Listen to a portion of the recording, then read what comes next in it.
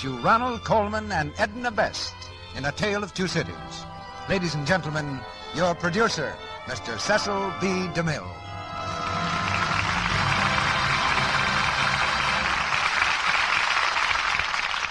Greetings from Hollywood, ladies and gentlemen. It was the best of times. It was the worst of times. It was the age of wisdom. It was the age of foolishness. It was the spring of hope. It was the winter of despair. So Charles Dickens described the world as it was in the time of his story, A Tale of Two Cities.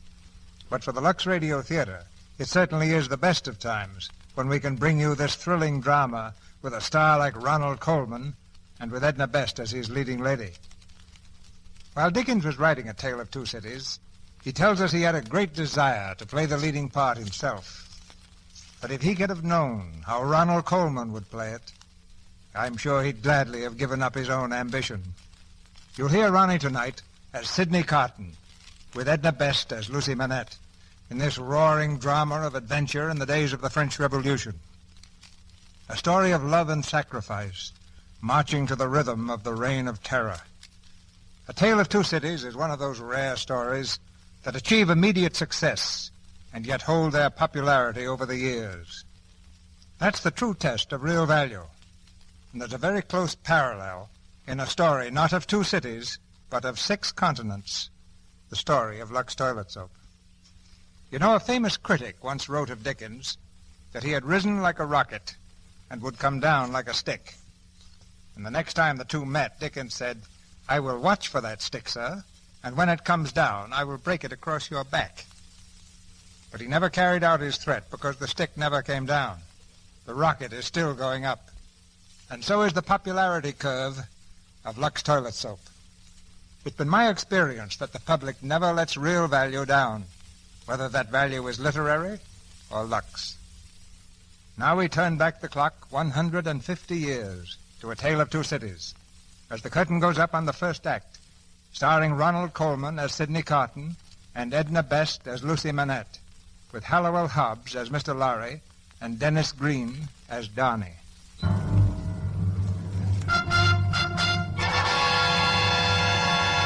Paris, 1793.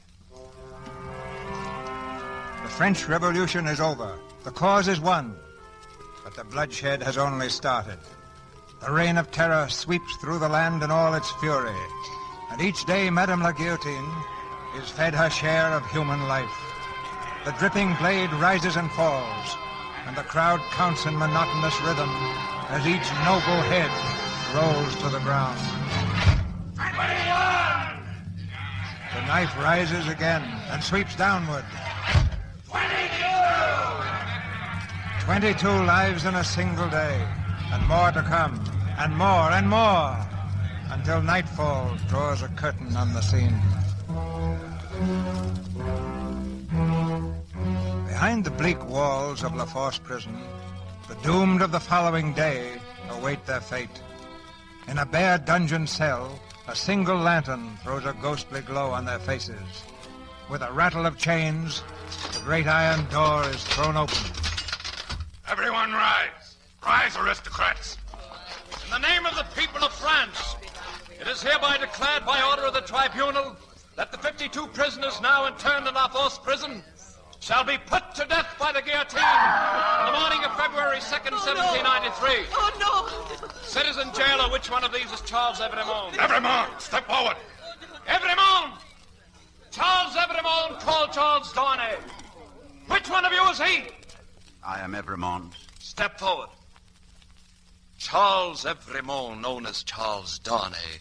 The tribunal has a special treat in store for you. In view of the excitement occasioned by your trial, it was felt that some small favor would be in order. We have decided, therefore, that you shall live long enough to witness the execution of your friends. 51 heads will fall tomorrow. Yours will be the 52nd. Citizen Evremond. Yes? I didn't know you were here with us. It's so dark. I know. What is it you want, please? Oh, don't you know me? I'm Lisette, the seamstress. We were brought to La Force together. Oh, yes, of course. I I forget for the moment of what you were accused. They accused me of plotting, but I'm innocent, I swear. How could I plot against the Republic? I'm nothing. I'm no one. Don't cry, child. It's too late for tears. I try to be brave, but soon the morning will come. It's growing light even now. You have an hour yet, perhaps more. Ask God for courage. Look, the sun is rising. I'm afraid, and yet I'm glad. At least we can see again. We can... What is it? You're not Evrémonde. You're not Charles Evrémonde. You... Quiet. I knew Charles Evrémonde. His eyes were blue. Yours are brown. His hair was light, and yours... Who are you? Like you, I am nobody. But you are going to die for him. Why, monsieur? I could never make you understand. But I could set you free. One word from me and... You can't do that. You mustn't. Please. Tell me about yourself. Oh, how can I? It would help so if you talked to me. Perhaps it would help you too, monsieur. There's so much to tell. It all began long ago. When? 25 years ago, 1768. Have you ever been in England? No, never. There's a long hill on the Dover Road that sweeps down to the sea. It's a pleasant road on a summer day with the sun shining, but the devil's own highway at night in the winter rain. On just that sort of night, in 1768, a coach topped the rise of the hill, the mail bound east for Dover. Come on, get up. Top of the hill, Tom. Better resting for a moment. Oh. We'll be lucky if we make the boat for Calais this night. Listen. Hear that? What do you say? I say a horse at a canter coming up the hill after I say a horse at a gallop. Ho there! Stand or I'll fire. Who are you? What do you want? Is that the Dover Mail? I want a passenger if it is. What passenger? Mr. Jarvis Lorry. Keep where you are. Is there a gentleman named Jarvis Lorry in the coach? I'm Lorry. Who wants me? It's me, Mr. Lorry, Jerry. Oh, I know this messenger guard. There's nothing wrong. I hope there ain't. Hello, you. Come on at a foot pace. Well, Jerry, what is it? A dispatch, sir, sent after you from London. Be quick about reading it, sir. I don't like this. Oh, it's not very long, you see. Wait at Dover for Mademoiselle. Oh, very good, very good. Jerry? Yes, Mr. Lorry. Ride back to London as fast as you can. Tell them my answer was, recall to life.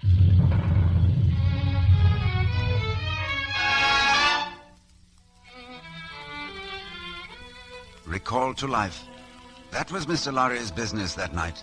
To recall to life a man who had been buried alive for 18 years.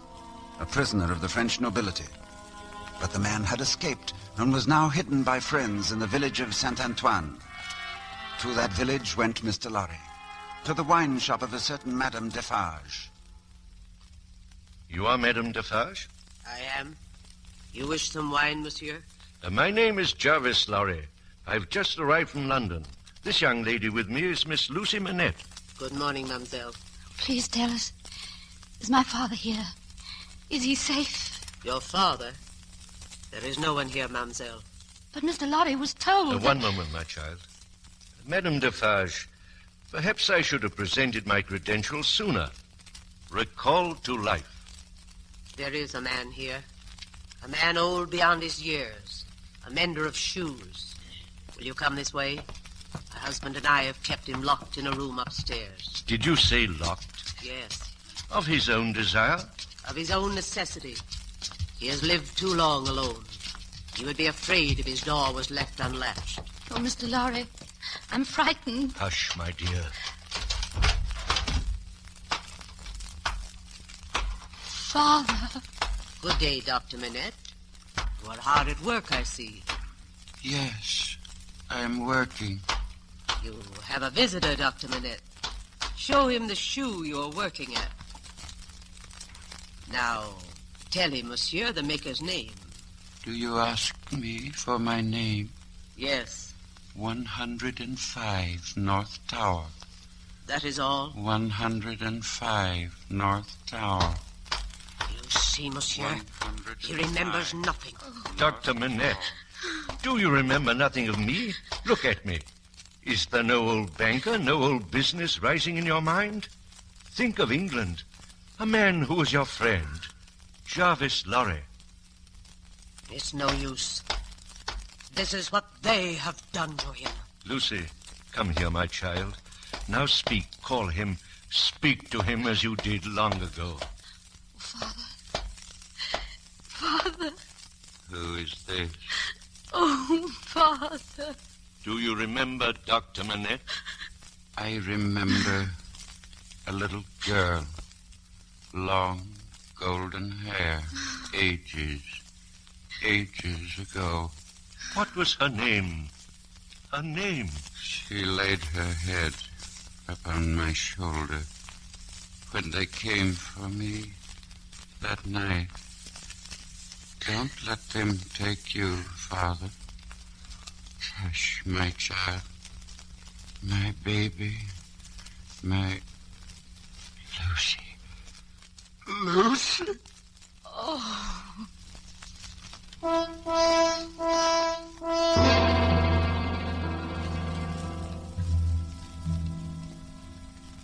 They crossed the Channel that night to a safe refuge in England. There for 5 years the good doctor rested, until at last his memory returned and he was well again.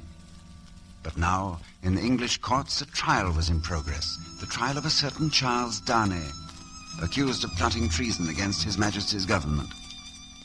Dr. Manette, called as a witness, sat with his daughter near the judge's bench. The court was hot, humid. Only one man seemed quite at ease, the assistant counsel for the prisoner. His court wig dipped in a slovenly fashion over one eye. His court gown was stained with wine. His name, if anyone was interested, was Sidney Carton. Carton, we must act quickly. With the evidence they have presented, Donny will hang by morning. Carton, do you hear me? I hear you, Mr. Stryver. Well, what shall I do? If I were you, I'd sit down. Donny is my client. I'm trying to protect him. I pay you well for your assistance, and I expect to have it. You'll have it, Stryver, when the time comes. I see you've already had your bottle today. 2, I believe. You're drunk. You're always drunk. Carton, listen to me. At the present time, I'm more interested in Dr. Manette. Dr. Manette, to the stand. You are Dr. Manette? I am. Dr. Manette, the prisoner Charles Dickens has been accused of carrying secret messages from Louis of France to spies here in England. Look upon the prisoner, Dr. Manette. Have you ever seen him before? I don't know. Really? Is it not true, Dr. Manette, that the prisoner was a fellow passenger with you 5 years ago on a boat from Calais to Dover? I cannot say. When I came from France that night, I had been newly released from a long imprisonment. I have little remembrance of the occasion. My mind was a blank for some time. I see. Your daughter made the trip with you, did she not? Yes. And that will be all. Are there any questions from the defense? Any questions, Carton? No questions. No questions, Your Worship. Miss Lucy Manette to the stand. Now, Miss Manette, look upon the prisoner, please. Have you ever seen him before? Yes. Where? On board the packet boat you mentioned. You spoke to him? You were friendly with him? Yes. Good. Now tell me, did he come aboard alone? No. When the gentleman came on board, he... You mean the prisoner? Yes. Then say the prisoner. When the prisoner came on board, there were 2 gentlemen with him. But these 2 did not make the crossing? No. Now tell me, did you see them give certain papers to the prisoner that night? No. You're sure of that? Well, I don't know. It was dark. Then they might have given him certain papers, is that right? Yes, but... That will be all, Miss Oh, Manette. but please, I know he isn't guilty. That will be all, please. Are there any questions from the defense? Well, Carton? No. Carton, you're mad. No questions. No questions, Your Worship. Your Worship, the prosecution would like to recall its chief witness, the prisoner's accuser, Mr. John Barson. Now, Stryver, we might have some questions. Mr. John Barson? Right here, sir. Mr. Barson, look upon the prisoner. Do you recognize him, Mr. Barson? I do, sir. He's a spy against His Majesty's government. That's what he is. Repeat your reason for that statement. I will. I was on the mail packet that night myself. I saw the kind of papers that passed into his hands. They were lists of our troops. Thank you, Mr. Bassett. No more questions. The counsel for defense? Well, Cotton? Ask him these questions I've written down. Mr. Bassett, how do you know the papers you saw were lists of British soldiers? I saw them. Oh, you saw them. Then you took them out of the pockets of the prisoner, Charles Darnay? Yes, sir. No, sir. They fell out, they did. Oh, then you didn't take them. You're not a spy yourself. A man who makes his living by making accusations? That's a lie, a downright insinuating lie. One moment. Well, Cotton? Stryver, you've no imagination. Mr. Bassett, where do you get money to live on? My property. Oh, your property. Where is it? I don't exactly remember. Then perhaps you remember how you got that property. I inherited it. From whom? From relatives. Distant relatives. Oh. How many times have you been in prison, Mr. Bassett? 6 times, isn't it? What's that got to do with it? You ever been kicked for cheating at dice? Well, now, I was... Mr. Bassett, you are positive it was the prisoner you saw that night with those lists? I am. It could not possibly have been someone else. No, it couldn't. Mr. Darnay, you please face this witness. Now, Mr. Bassett, look at Mr. Darnay. Look at him carefully. Well... And now, Mr. Bassett, look at me. Not me, the assistant counsel for the defense. Do you notice a resemblance between us? Very much alike, aren't we? Well, now that you mention it, you are. As a matter of fact, it could have been me you saw with those supposed lists that night, couldn't it, Mr. Bassett? Well, now I... Couldn't it, Mr. Bassett? All right. Yes. That's all. Thank you. Order. Are there any more questions? Jury will retire to consider its verdict.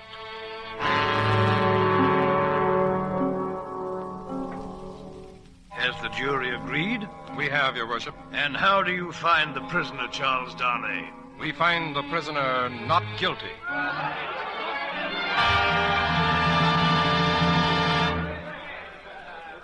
Mr. Darnay, may we congratulate you, sir? Thank you, Doctor. I'm happy our testimony did you no harm. Oh, thank you, Miss Lucy. I'm sure it did nothing but good. It was Mr. Carton who really won your case. Mr. Carton? Mr. Carton, sir? Did someone call me? May I thank you, sir, for saving my life? Oh, only a part of my business. Mr. Carton, this is Dr. Manette and Miss Lucy Manette. Mr. Carton? We thought you were splendid, Mr. Carton. It's nothing. It's just mere professional claptrap. May I ask, sir, how did you happen to notice the resemblance between you and me? It's very simple. I looked at you and admired your bearing and your character, and you see, I've nothing but admiration for myself.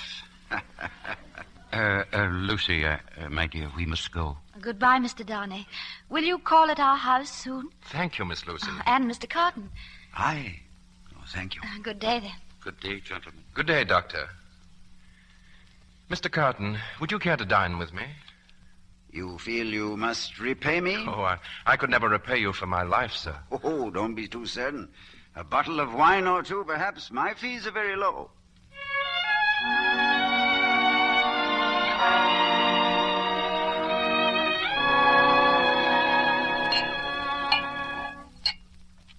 Another glass, Mr. Darnay. Thank you. I've had enough. Enough wine? Interesting condition. Well, Mr. Darnay, how does it feel to be alive again, instead of hanging by your neck? Well, I'm a little confused regarding time and place, but it's good to feel at home in the world again. It must be an immense satisfaction. For me, the world has nothing to offer except wine like this. So you and I aren't much alike in that particular, are we? You speak very faintly, Mr. Darnay. I didn't speak at all, sir. Come, Mr. Darnay. Why don't you call a health? Give us a toast. What toast, sir? Why, it's on the tip of your tongue, man. I swear it's there. It's been there all the evening. Out with it. Very well, then. To Miss Lucy Manette. To Miss Manette, then. There's a fair young lady to hand into a coach in the dark, eh, Mr. Darnay? There's a fair young lady to be pitied by and wept for by. How does it feel, Mr. Darnay, Is it worth being tried for one's life to be the object of such sympathy and compassion. I don't take your meaning, sir. Mr. Darnay, let me ask you a question. Do you think I particularly like you? Well, you've acted as if you do, but I don't think you do. I don't think I do either. Nevertheless, I hope there's nothing in that dislike to prevent my calling for the reckoning and parting without ill blood. Oh, no, nothing at all, no. Do you call the whole reckoning? If I may, sir. In that case, innkeeper, more wine. Yes, sir. Good night, Mr. Carton. One last word, Mr. Darnay. You think I'm drunk. I think you've been drinking, Mr. Carton. You know I've been drinking. Well, since I must say so, I know it. You shall likewise know why. I care for no man on earth, and no man cares for me. Much to be regretted. You might have used your talents better. Maybe so, Mr. Darnay, maybe not. Good night, sir. Good night. And don't let your sober face elate you, for you never know what it may come to. Innkeeper, wine. Coming, sir. Well, Carton, has Mr. Darnay shown you what you've fallen away from? What you might have been? Change places with him, and would you have been looked at by those blue eyes as he was? Come on, have it out in plain words. You hate the fellow.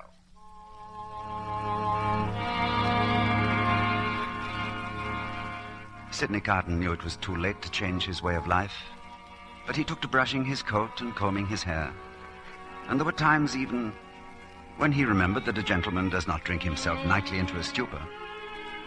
On Sunday afternoons, he would appear in Miss Manette's garden, sitting quietly, speaking but seldom, for Charles Darnay was there too. One evening, just at dusk, an approaching storm sent them indoors. Oh, listen. It's coming soon, Mr. Darnay. It comes slowly but surely. Isn't it impressive? Sometimes when I've sat here of an evening like this, listening to the thunder in the distance, I've had such a strange fancy. I've imagined that the thunderclaps were echoes. The echoes of footsteps that will one day enter our lives. If that is so, there's a great crowd coming into our lives. I take them into mine, gladly. It was my foolish fancy, Mr. Carton. There's a great crowd bearing down upon us now. Thousands upon thousands. Here they come. Fast, fierce, and furious. You make my fancy seem too real, Mr. Carton.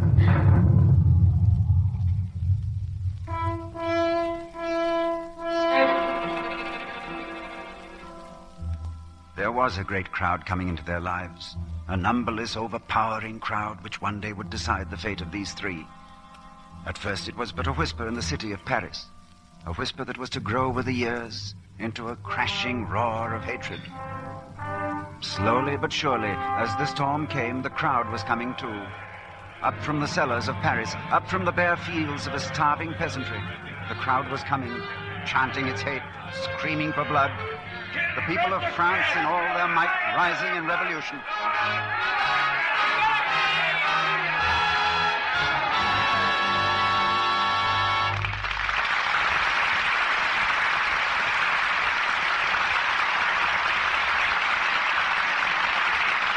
In just a moment, Mr. DeMille and our stars, Ronald Colman and Edna Best, will return in Act Two of A Tale of Two Cities. And now, while we're waiting... Oh, Mr. Ruick, may I tell you about... About what, Sally? Not what, but who. Whom, Sally? Whom? Oh, yes. Oh, but anyway, I want to tell you about Marlene Dietrich. You mean you saw her at Cyril's the other night? Oh, were you there, too? I'd never seen her in person before. Isn't she simply beautiful, Mr. Ruick? And that gorgeous evening gown she was wearing. Trust you to notice that. Well, naturally. And her complexion, Mr. Ruick. No one could help noticing that. It's lovely. You're right, Sally. It's a lovely Lux complexion. Oh, so you know that, too. Well... Oh, but did you know that Marlene Dietrich says she always takes an active lather facial every night? Yes, Sally, I do know that. But here's a chance for you. Maybe all the ladies in our audience don't know just how Marlene Dietrich and other famous Hollywood stars take their daily active lather facials. Well, I was coming to that, Mr. Ruick. These active lather facials that Hollywood stars use are so easy and so quick. You just pat Lux Soap's creamy lather lightly into your skin. Rinse with warm water and then with cool. With a towel, you pat your face gently to dry. Then just touch your skin. See if you don't agree with Marlene Dietrich. Here's what she says. Skin feels smoother after an active lather facial with Lux Soap and softer. Thank you, Sally. Now, all you ladies listening in, you who want the charm of a lovely complexion, won't you take a tip from Hollywood's famous stars? Just try active lather facials regularly for 30 days. Get 3 cakes of Lux toilet soap tomorrow and begin giving your own priceless complexion this care that screen stars depend on.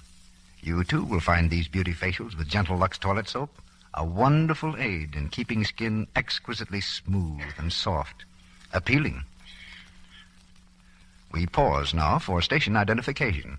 This is the Columbia Broadcasting System.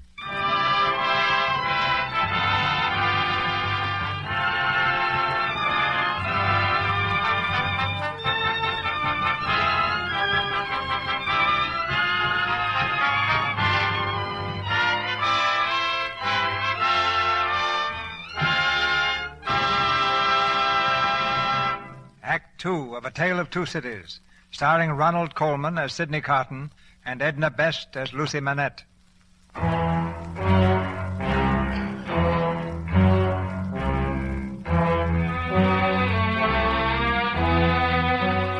La Force prison, awaiting death by the guillotine, the man called Darnay continues his story. The little seamstress, condemned to die with him within the hour, listens quietly, her eyes fixed on his face. As time went on, Sidney Carton appeared less and less frequently in the Manette home, for he knew that Lucy loved Charles Darnay. It was in an evening in April, almost 10 years ago, that Charles Darnay spoke to Lucy's father. I've only hinted at marriage to Lucy, sir. I didn't want to speak until... Well, there are certain things about myself that I feel that you have a right to know. Yes? Dr. Manette, my name is not Darnay. I chose that name when I first left France and my heritage. Heritage? I'm of noble birth, sir, but I don't boast of it. Through generations, my family gained its wealth and its glory at the expense of the poor. When my uncle died, I was the sole remaining heir. I returned to France to sign away my title to the estate. Why do you tell me this? Because, sir, I know what you have suffered at the hands of the French aristocracy. Your uncle's name and yours, what was it? Saint-Evremond, the Marquis Saint-Evremond. He was... Doctor, you're ill, sir. No. That is all you have to say? That is all, sir.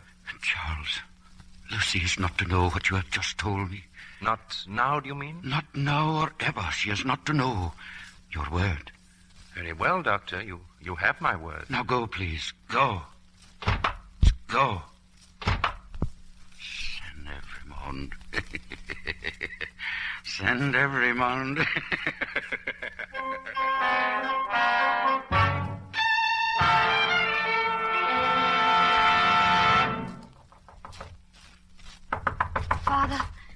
Father, let me in. Father, it's Lucy. Let me in. Oh, please. Lucy, what is it? What's the trouble? Oh, Sidney. I got your message. Is there anything wrong? It's Father. He's been locked in his room all day. Oh, I'm so afraid.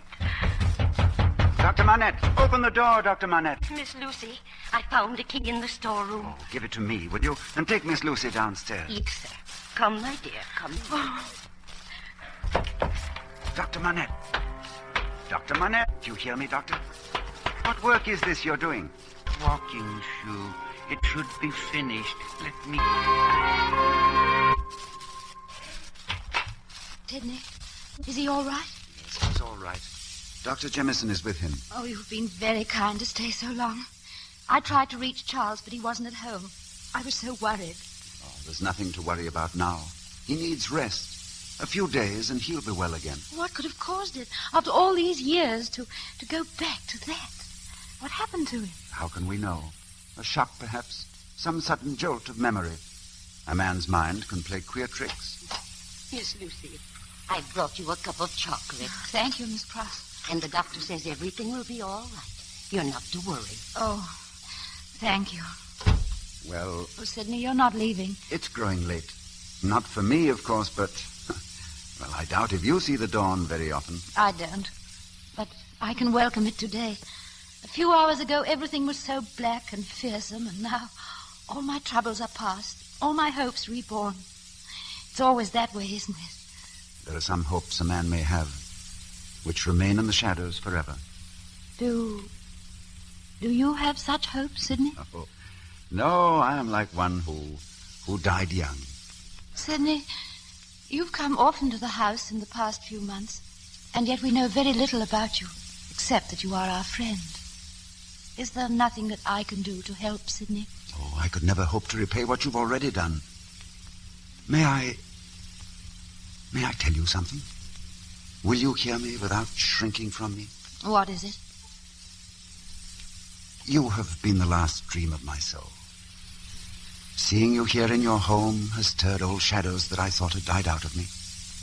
I've heard whispers from old voices impelling me upward that I thought was silent forever. I've had unformed ideas of striving afresh, fighting out the abandoned fight. The dream. All a dream. But I wish you to know that you inspired it. Oh, Sidney. Will nothing of it remain? Oh, perhaps as a dream might linger on after the dreamer awakes. But try to hold me in your mind as sincere in this one thing. I would embrace any sacrifice for you or for those dear to you. Think now and then that there is a man who would give his life to keep a life you love beside you.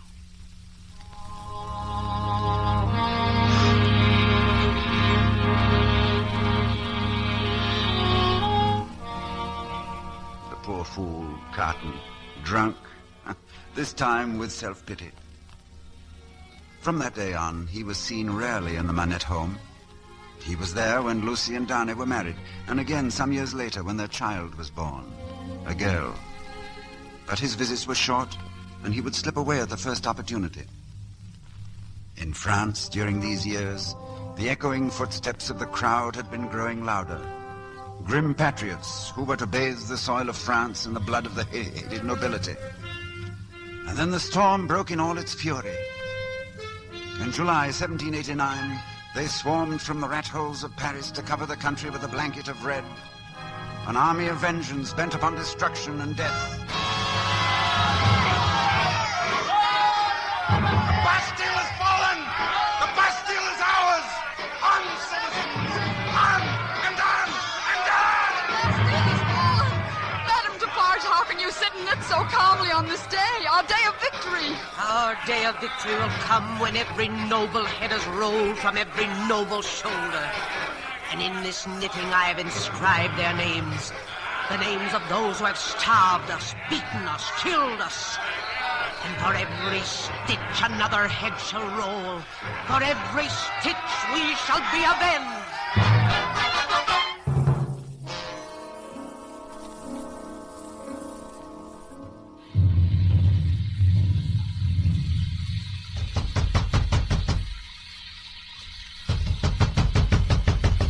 Who is it?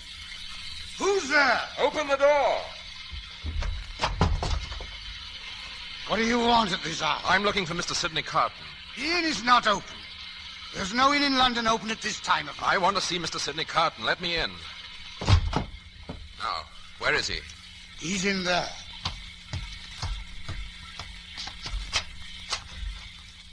Carton.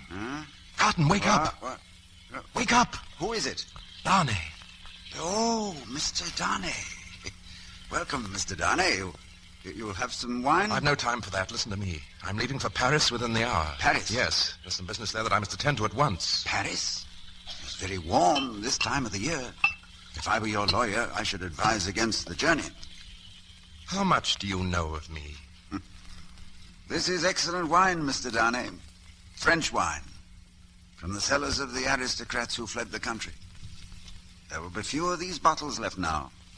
It is being poured into the streets of Paris, along with the blood of the nobles who once drank it. Must you go to Paris, Mr. Darnay? I see there's little I have to explain to you. But I received a letter this morning from a man who was once my servant. They have threatened to send him to the guillotine unless he can explain why he's in possession of certain property. That's why I must go, to save his life. And what of your own life? Oh, I'll be in In no danger.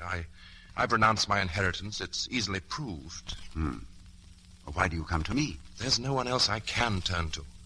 I don't know how long I shall be gone, how long my family shall be alone. In my absence, I should like to feel that there's someone here in London who's watching over them. You would trust me to watch over your child, your wife? Yes. I know that you love her. When did you say you must leave? Tonight, now. Have no fear about your family. They will be safe. Thank you, Carton. Good night. Good night. Godspeed. Mr. Carton, more wine, sir? No, take it away.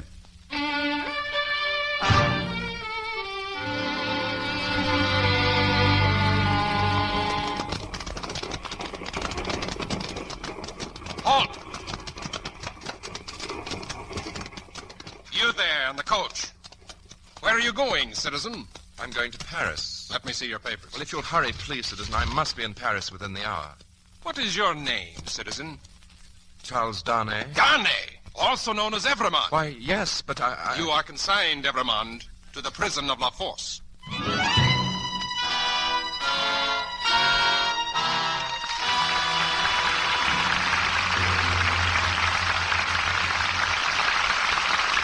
After a brief intermission, Mr. DeMille and our stars Ronald Colman and Edna Best will return for Act 3 of A Tale of Two Cities. And now, here's a pretty young lady in a most unusual state of mind. Phew, what a day. Am I tired? Lucky I haven't got a date tonight. I'm simply not going to stir out of this door tonight for anyone. Hello? Yes? Why, Dick, it's you. You're on leave? Dancing? I'd love to. Half an hour. Of course I'll be ready.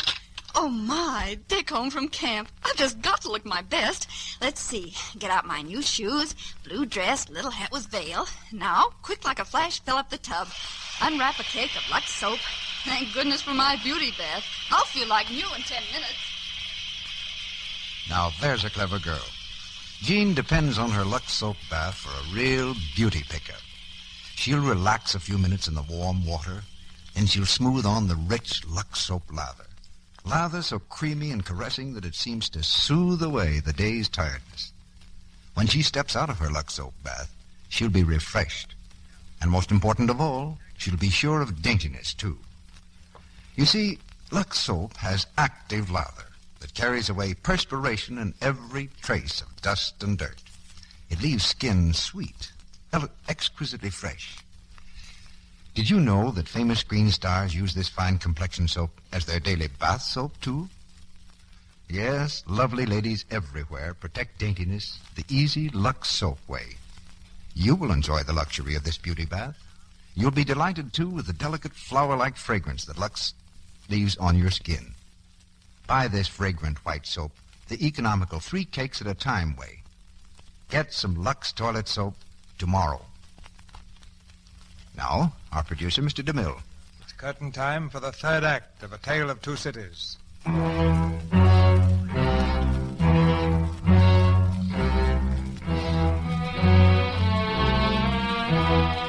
sun rises slowly over the roofs of Paris, and the long shadow of the guillotine falls against the walls of La Force prison.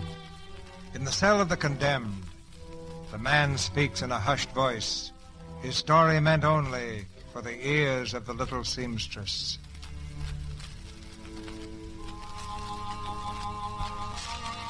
They brought Charles Darnay here to La Force prison to be held in secret. In secret? But somehow the news filtered back to England, and soon his wife and child were in Paris with Dr. Manette and Mr. Lorry. Mr. Lorry? Their old friend. For months they waited for some word from Darnay in his cell, but no word came. And every day through the streets the tumbrils passed, filled with condemned, on their last journey to the guillotine. Father, did you see him? Did you see Charles? No, they would not take me to his cell, but I have news. Yes? Charles is summoned tomorrow for trial. Tomorrow? Oh, Father. I think it will go well, my child. They are going to allow me to testify for you. But they'll brand you a traitor. They'll kill you, Father. No, my child. I bear a charmed life in this city. I have been a prisoner in the Bastille.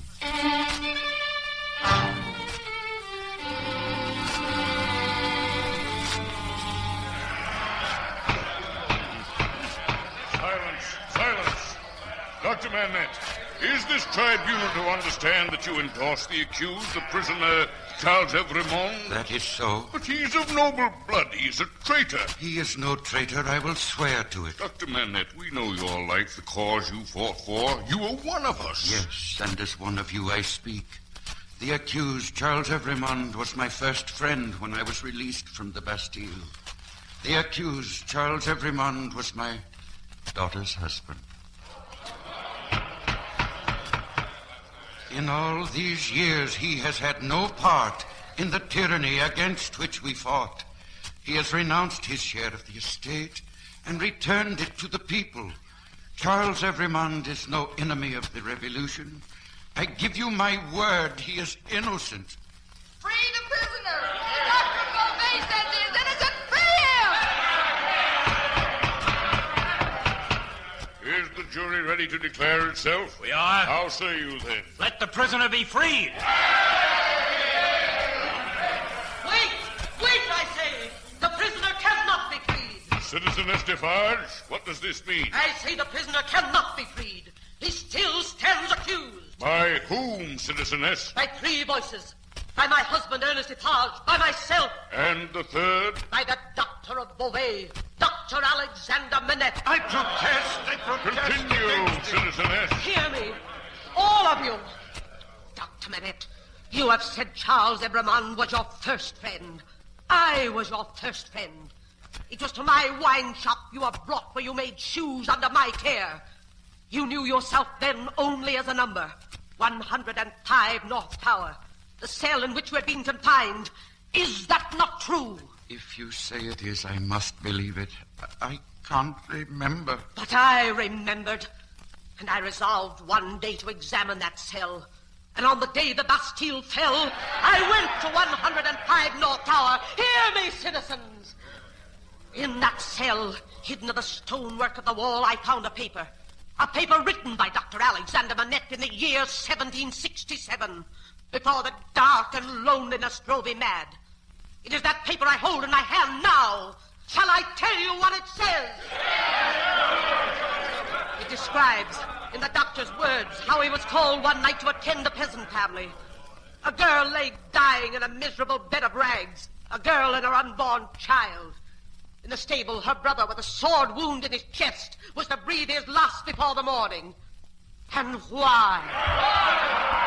Because these two unfortunate creatures had protested against the noble family who held them in bondage, had protested against the murder of the girl's father and her husband, killed by these same noble hands. The good doctor buried the girl and her brother the following day, but he had seen too much, had heard too much from the lips of that dying girl. That night the doctor was taken to the Bastille without a trial and without a word in defense. The noble family had silenced him forever. In the name of that family, the name of those murderers, Son Evremond! Yes, you heard the name, Evremond. And now hear this. Listen to the words of Dr. Alexander Manette himself. The words he wrote.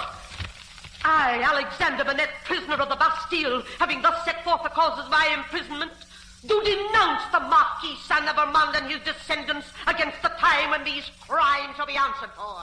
I denounce them to heaven and earth. No, stop! You ask me to stop. Listen to me. I have long had the crimes of the Evremond family knitted in my register. Ask my husband, is that so? It is so! On the great day when the Bastille fell, I brought this paper home and we read it together, my husband and I. Ask him, is that so? It is so! Then when we had finished, I told him that I had a secret to communicate with him. I told him what it was. I struck this bosom of these two hands as I strike it now, and I said, Defarge, I was brought up among the fishermen of the seashore. And that peasant family so injured by the Evremonds is my family. That sister of the mortally wounded boy upon the ground was my sister. That husband was my sister's husband. That unborn child was their child. That brother was my brother. Those dead are my dead. And that summons to answer for those things descends to me. Ask him, is that so? It is so! Then tell wind and fire to stop. But don't tell me! What say you now, citizens? Does this Evremond go free?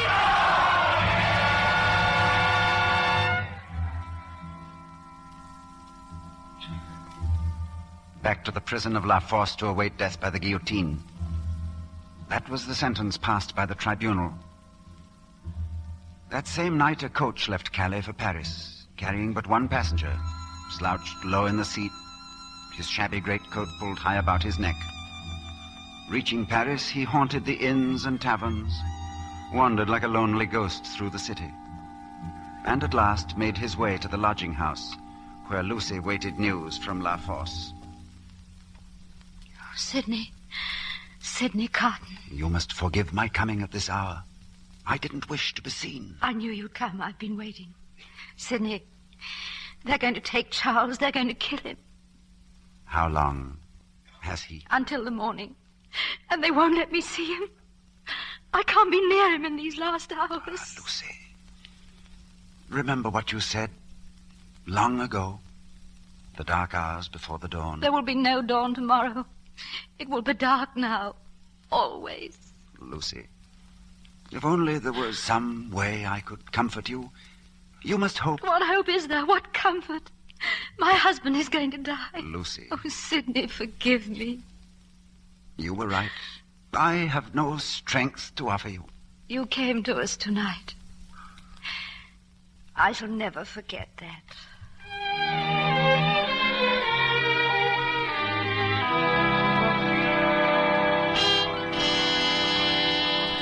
I tell you, it is useless to speak to Dr. Manette.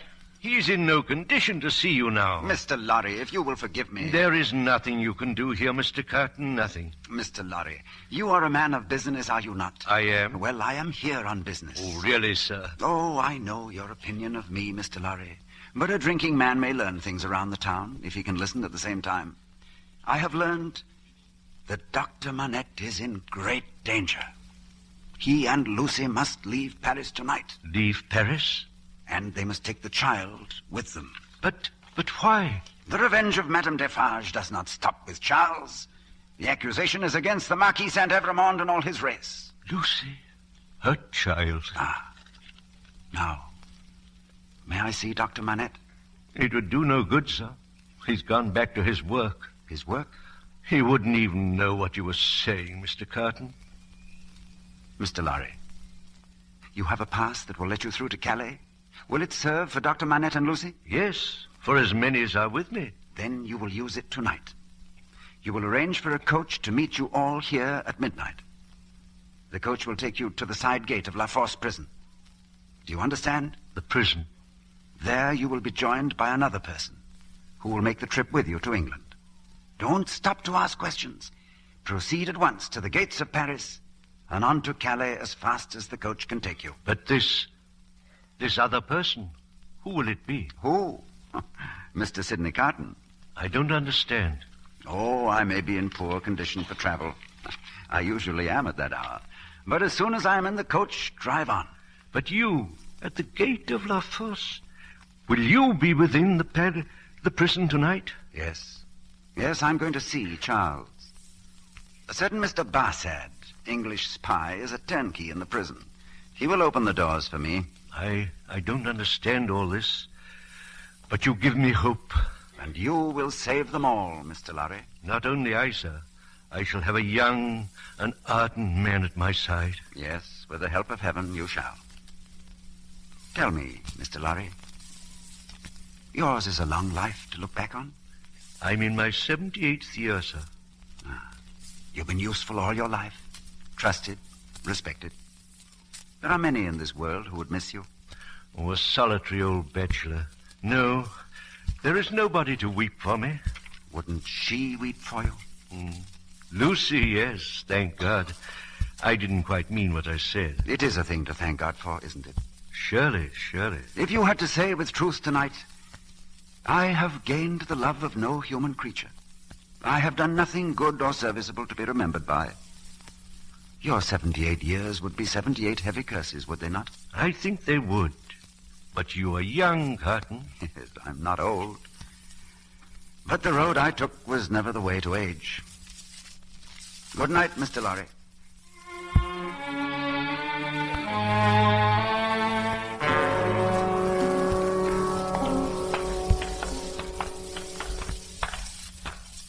How long before Downey is taken from his cell and put with the others? I can't tell that. Perhaps only an hour now. All right. Leave us alone, boss. All right. Leave us alone, bosshead. But stay within call.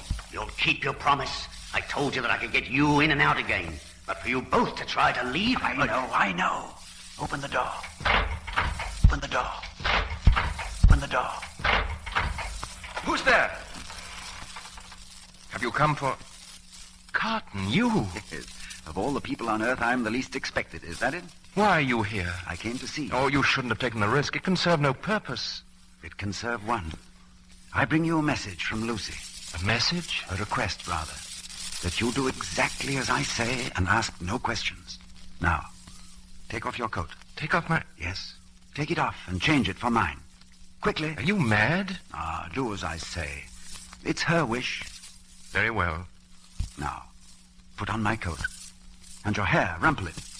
So, as mine is. Carton, there's no escaping from this place. You'll only die with me. It's madness. Have I mentioned escape? Oh, do as I say. Now, take my cravat. Here. Give me yours. Carton, I warn you, you can't... Be quiet. Shh. Look, there are pen and ink on that table. Is your hand steady enough to write? It was when you came in. Well, steady it then, and write what I dictate. Quickly. To whom do I address it? To no one. Write. If you remember the words that passed between us long ago, you will understand when you see this. Have you written that? Well, I don't... What vapor is that? Vapor? There's a strange odor, something that crossed me. I'm not conscious of it. Take up the pen and finish. I told you once there was nothing I would not do. Nothing that I would not... What is it? There is something. That odor. You mean this on my handkerchief? Yes, it's so... It's... Breathe deeply. No, breathe. No. Yes, breathe. But breathe. I can't. Breathe. Oh. You, down there. Bassett. Are you finished? Are you ready to... What's this? What's the matter with him? There's nothing. He's unconscious. Carry him out to the gate. But you changed clothes with him. Listen to me. Sidney Carton fainted from the shock of parting with an old friend. You'll find a coach at the side gate. Put him into it. Tell them to drive as fast as they can to Calais. No, wait. Wait. I'll finish this note. If you remember the words that passed between us, you will understand I told you once there was nothing I would not do. To keep a life you love beside you. God bless you for your sweet compassion. Here, take this note and hurry.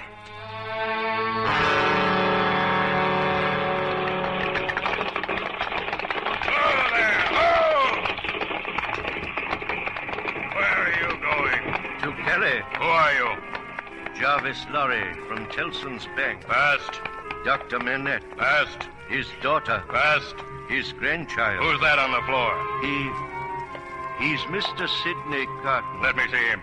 Sidney Carton, eh? Past. Open the gate. Let this coach go through.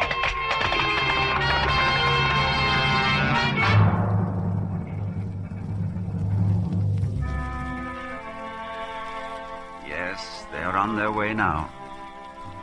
And perhaps by this time they have reached Calais, are bound for England and home. Then you are Sidney Carton. Yes. And you're dying for him, for Charles Downey. And for someone else. Aristocrats, your carriages are waiting. 6 tumbrils will carry the day's wine to Madame la Guillotine. Guards, take them out. You, Evremond, it will be as I promised for you. You shall wait for the last tumbril. Your head shall be the 52nd today. I am ready. Move along there! Move along! Mr. Carton, may I go with you? Keep your eyes on me, child. Mind nothing else. I mind nothing while I hold your hand.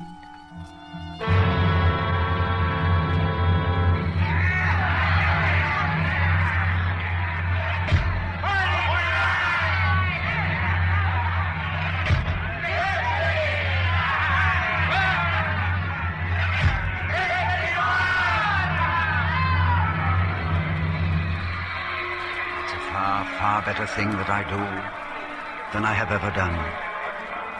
It's a far, far better rest that I go to than I have ever known.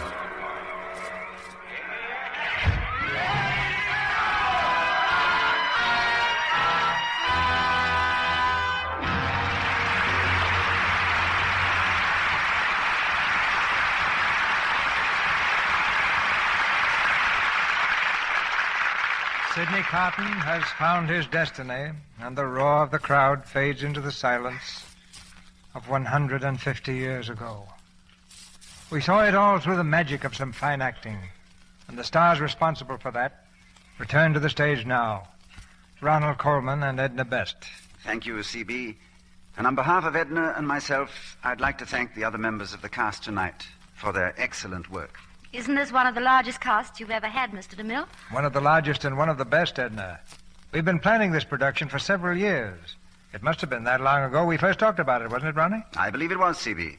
I know I've been looking forward to it for a long time. It's always been my favorite among your pictures, Ronnie. Quote any line from the Dickens novel, Edna, and Ronnie can give you chapter and verse. I should say so, and I hope soon to be on with the quiz kids.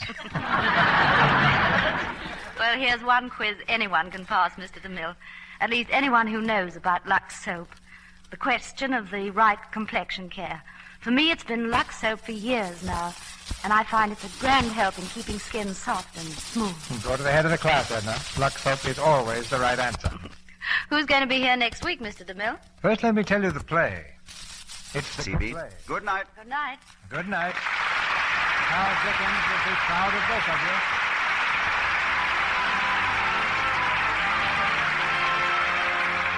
Our sponsors, the makers of Lux Toilet Soap, join me in inviting you to be with us again next Monday night when the Lux Radio Theater presents Lana Turner and Lionel Barrymore in The Devil and Miss Jones. This is Cecil B. DeMille saying good night to you from Hollywood.